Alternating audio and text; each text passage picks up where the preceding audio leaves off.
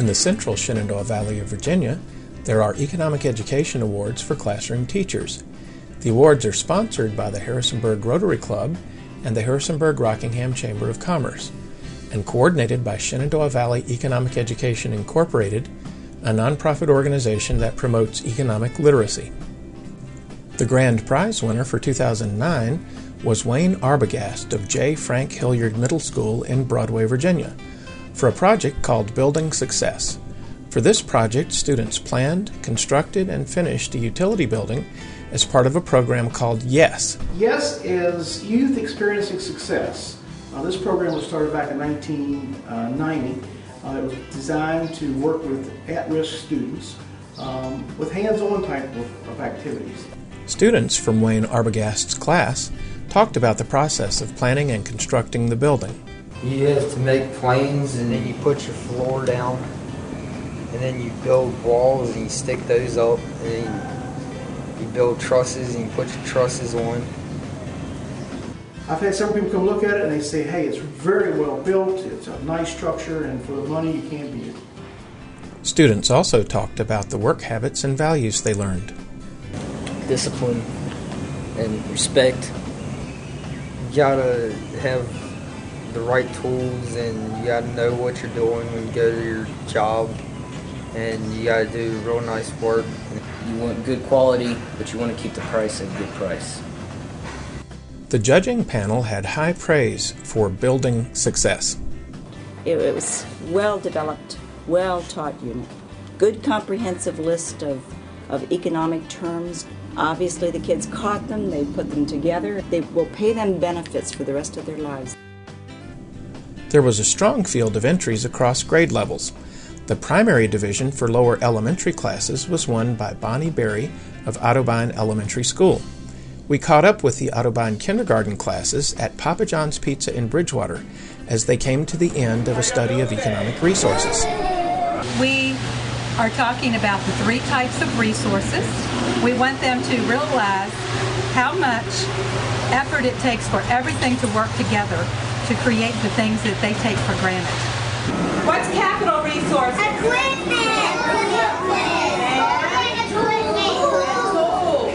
Okay, what are natural resources? Plants and animals. Anything that comes from the earth. Water, air, anything comes from the earth. Okay, what about human resources? People. And they're going to get to make their own pizza that they get to take back to school and make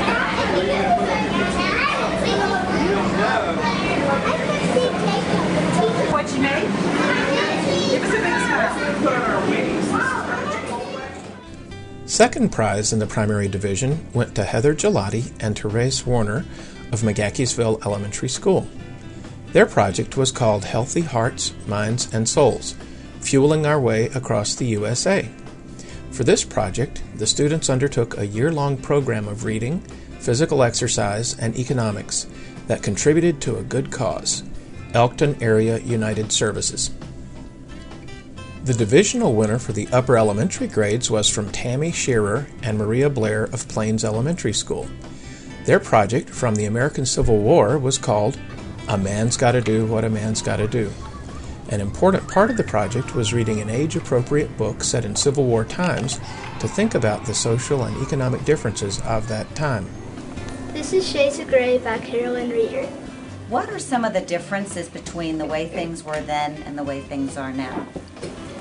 They had to use an axe to chop down trees, and now you can use a chainsaw. They had horse and buggy back then, and now we have cars. Students completed quilt squares based on the book and its main character, Will. Will chopping wood. The quilt is bound for a local museum. That's correct. We have a museum right here in Timberville, the Plains Memorial Museum. And what better place to give back to the community than our very own museum? And by the time we put this quilt together, that's handmade by the students at Plains Elementary School, by the time it's all finished and it's hanging on their wall, then they can come back and say, hey, thanks Plains Elementary for helping to put things in our museum. In a strong middle school field, The divisional winner was a project by Alan Rulifson of J. Frank Hilliard Middle School.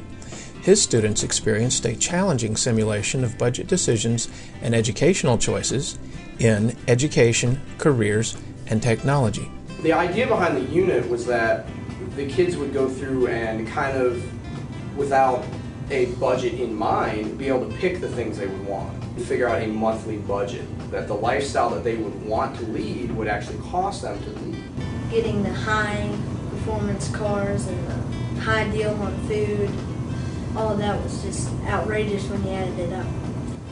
And then the idea was that the kids would choose the level of education and the career that they were thinking now that they wanted to pursue, and using some national averages of expected income in those jobs, compare that to the things that they wanted to buy. I was going for a doctor. You don't have unlimited resources to buy your wants and your needs. You have to live within those kind of budget issues. Doing this project really made me think a little bit on how I want to do my lifestyle. All things that we can get are limited and that we can't always have what we want. To see them go through those economic decisions of making choices and trying to, go either, a lot of kids went back and tried to cut things out of their budget. And then there's other kids that just went straight to, oh, well, I need to go to school longer. If I go to school longer, I can still have all of those things that I wanted without having to give anything up and have a better career. Second place in the middle school division was a project from Barbara Palmer of Montevideo Middle School. Her students became the Go Green Gang as they received rewards for environmentally sensitive practices. They earn Earth dollars by doing best management practices, things that are helping the environment, and every twice a 6 weeks they could spend their Earth dollars on immediate rewards, or they could save up. I just took 9 kids canoeing down the Shenandoah River. They spent 100 Earth dollars on a trip. The students also learned about team production as they originated and manufactured a product, a bracelet from recycled materials. So we're going to sell our product to buy recycling bins for outside the school. Third place in the middle school division went to Callie Randolph, also of J. Frank Hilliard Middle School. For her project, students formed an in-class agricultural society to learn about economics and entrepreneurship. The name of the project was Agriculture Business 101, and it featured in-class businesses and market days.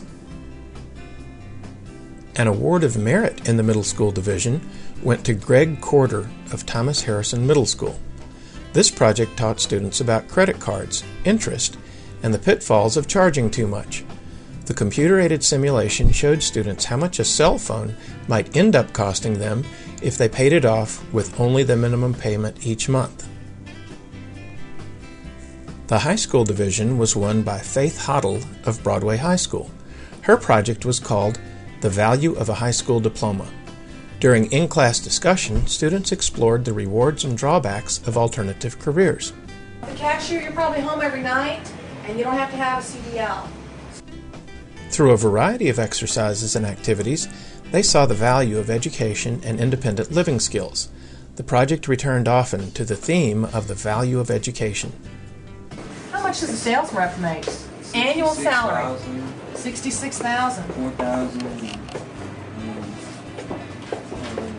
For our students, our goal is to graduate, go out into the real world, get jobs, be self-supporting, live on their own, pay bills, and be a contributing member of their community. So you learn how to pay bills and do your own daily tasks without having to ask somebody else to do it for you?